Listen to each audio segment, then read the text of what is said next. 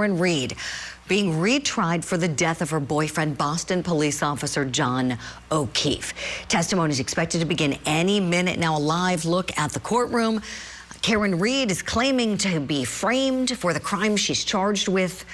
The Commonwealth says, no, we've got the right person. The federal government said so as well, as there was an investigation into whether there was any corruption or the wrong person was charged, and nothing came from that. So we're looking live at the fan that tells us we're not allowed to show the courtroom, the judge not on the bench just yet. But there may be more supporters outside. Who knows? As the buffer zone has been decreased. A late night ruling came on that.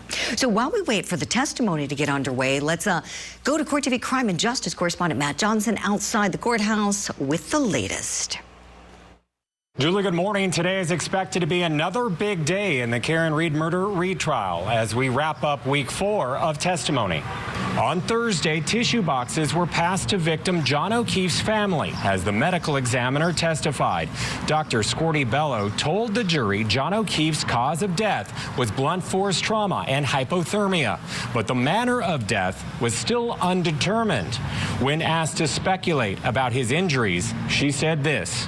Did you evaluate it all in your autopsy whether Mr. O'Keefe had any injuries consistent with a motor vehicle accident? Objection. I'll allow that. Yes, I did examine his lower extremities. That is protocol in any case of suspected impact with a motor vehicle. So I did examine his legs and I did not see any evidence of an impact site. A bruise on the knee, is that consistent with a sideswipe impact? Could be. Outside the courthouse, defendant Karen Reed had this to say. Karen, would the defense want a delay? We don't need a delay. How do you feel after today, Karen? We have our case. How are you feeling after today? Strong, like always. And Julie, this morning we are also expecting a big ruling from Judge Beverly Cannone about alleged late discovery by prosecutors with their crash reconstructionists. This could mean a delay in the trial. Julie? All right, our Matt Johnson reporting there for us. And now let's talk about some of these things as we get ready for the witnesses to take the stand. No action yet in the courtroom, so that gives you some time to talk with our guest. She is an attorney and the former president of the National Bar Association, C.K. Hoffler. C.K., good morning to you. Happy Friday. Good morning, Julie. Happy Friday. Yes, yes. We're closer to the weekend. Gosh, and I can't imagine how these attorneys feel, CK, doing such an intense trial. You know how it is when you're in trial. It's exhausting. It is physically exhausting, mentally exhausting. It's a lot. And so I'm sure they're all looking forward to the weekend as we are. I want to pick your brain about the ruling that came last night. Let's start there with the buffer zone. So the judge decreasing the buffer zone. Some people filed a suit, said it was infringing on their First Amendment rights. So now folks are allowed to get closer to that courthouse. The judge still has obligations to make sure we don't have a circus on our hands. CK, would you talk to us, please, a little bit about the importance of the balancing of those rights and what the judge needs to make sure that she's doing if people do try to get closer and louder this morning? Absolutely. I've had some experience with this because I've done First Amendment work.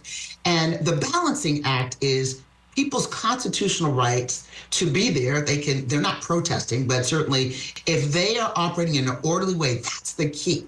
They have to not be disruptive of the process. If jurors are probably coming in a different entrance, but if any jurors are coming in that door, we don't want any obstruction. We also don't want there to be an incident. You're in front of a courthouse, and we know that this is a trial that has divided the community. So the balancing act of the judge is running an orderly trial, protecting the citizens from any outbursts and making sure there's no obstruction, but also balancing people's constitutional rights to be able to gather and protest. And so I think that's what the judge is looking at, the litigation or the claim that was filed, the suit that was filed to enable that was a classic First Amendment type of a suit. I've had some experience with that.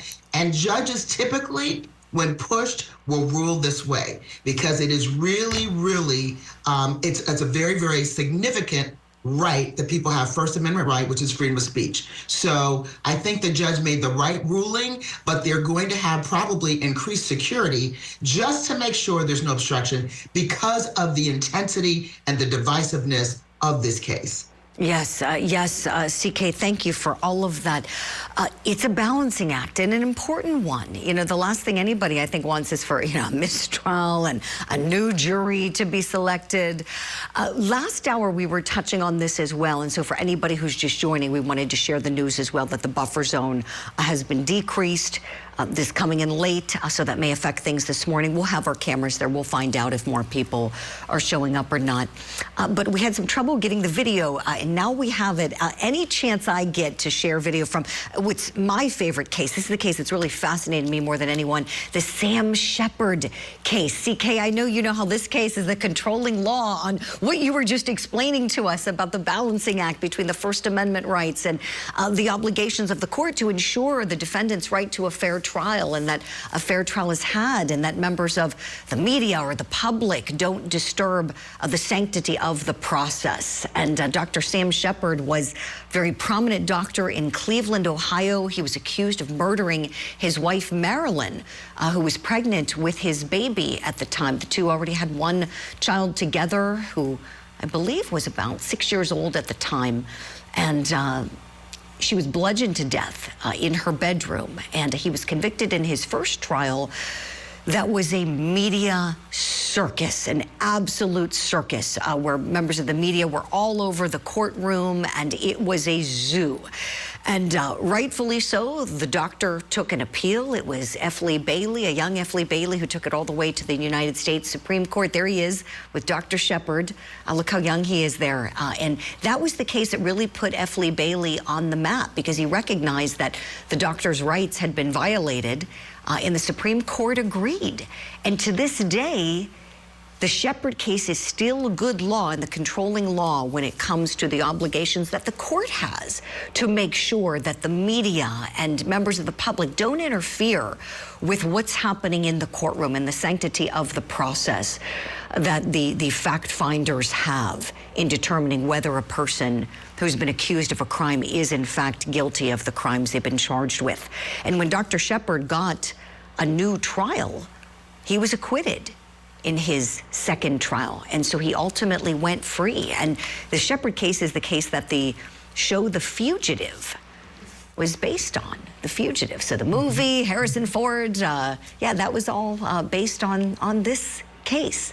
This case just fascinated me so much because we really don't have the answers as to what happened to Marilyn Shepard. It's quite a fascinating case. There was evidence that an intruder may have come into the house, and Dr. Cyril Wecht was one that worked on the case and said that she was sexually assaulted as well as being bludgeoned to death. So really a fascinating one. CK, that all being said, the judge has a lot to decide here, a lot.